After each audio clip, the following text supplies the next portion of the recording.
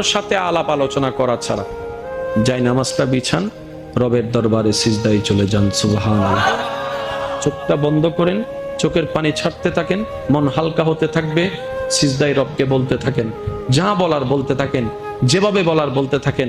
মনে রাখবেন, আপনার সেই মনের বেতার ভাষা হতে পারে আপনার রক্ত বুঝবে না, আপনার ভালোবাসার মানুষ বুঝবে না, আপনার প্রিয় মানুষ বুঝবে না, কিন্তু আপনি যেভাবেই বলেন না কেন, আপনার প্রত্যেকটা শব্দ আপনার রব্বুল আলামিন বুঝবেই বুঝবে। সুবহানাল্লাহ। আপনি যখন ওনাকে দুঃখের কথা বলবেন, উনি আপনার দুঃখটাকে হালকা করে দিবে। সেই দুঃখের খবর প্রকাশ করে আপনাকে কখনো বেইজ্জত করবে না। আর আপনি যখন সুখের খবর পেয়ে রবের দরবারে সিজদায় চলে যাবেন, তখন আল্লাহ তাআলা খুশি হয়ে আপনার সুখটাকে আরো বাড়ায় দিবে।